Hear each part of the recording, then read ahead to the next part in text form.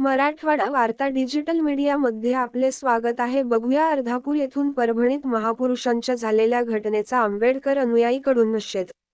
सर्व महापुरुषांच्या स्मारकाला सुरक्षा देण्यात यावी। माननीय प्र. उमाकांत सरदे। संविधान व आंबेडकर यांच्या पुतळ्याची विटंबना करणाऱ्या व्यक्तींना फाशी देण्यात यावी अशी मागणी अर्धापूर तालुक्यातील आंबेडकर अनुयायी बांधवांकडून तहसीलदार मार्फत राष्ट्रपती व प्रधानमंत्री यांच्याकडे निवेदन देऊन ज्या व्यक्तींनी अशी कृती केले त्यांना फाशी देण्याची मागणी केली। यावेळी तालुक्यातील आंबेडकर चळवळीचे पदाधिकारी व कार्यकर्ते मोठ्या संख्येने उपस्थित होते। आमचा चॅनल आवडल्यास लाईक, शेअर, सबस्क्राईब, बेल आयकॉनला दाबा आणि कमेंट करायला विसरू नका। नांदेड, महाराष्ट्र।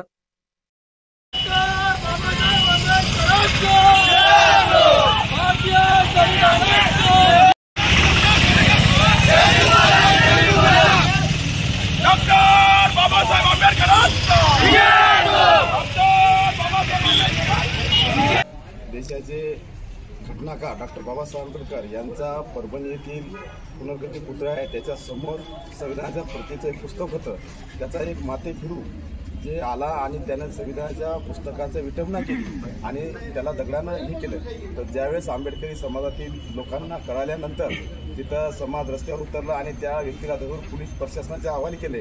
आज आमच्या अर्धापूर तालुक्यातील आंबेडकरी समाजातर्फे व संविधान प्रेमी लोकांविषयी सर्वांनी एकत्र प्रतिज्ञाबोधीवर जमलो आणि महामानवाला अभिवादन करू।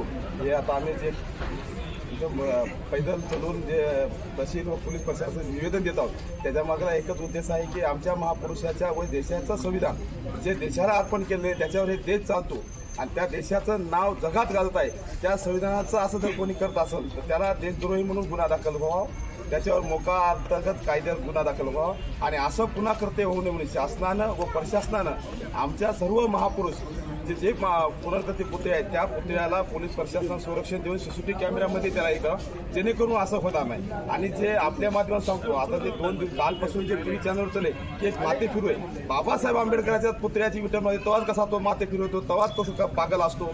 जाणून बुजून हे मीडिया बी आमच्याविषयी द्वेष पसरवत आहे आणि महामानवाचा अपमान करत आहे। म्हणून आमच्या सर्व समाज बांधवाचे आम्ही तीव्र भावना व्यक्त करतो आणि हे जे आम्ही मोर्चा काढून ते तहसील प्रशासनाला निवेदन दिलं याच्या मागला एकच उद्देश आहे। आम्ही आज शांततेच्या मार्गाने तथागताच्या मार्गाने आलो, निवेदन दिलं। याच्यानंतर जर अशा घटना वारंवार या राज्यामध्ये घडत असतील तर आंबेडकरी समाज सहन करणार नाही आणि याचा जर उद्रेक झाला तर या उद्रेकचा जबाबदार हा समाज नसून हा प्रशासन राहील आणि प्रशासनाने एवढंच असे गुन्हेगारी प्रवृत्तीच्या लोकांना आळा घालून त्याच्यावर देशद्रोहाची गुन्हा करतात एवढीच याविषयी आपल्या माध्यमातून मी सर्व समाज बांधवांचे आपल्या सगळे विनंती करतो।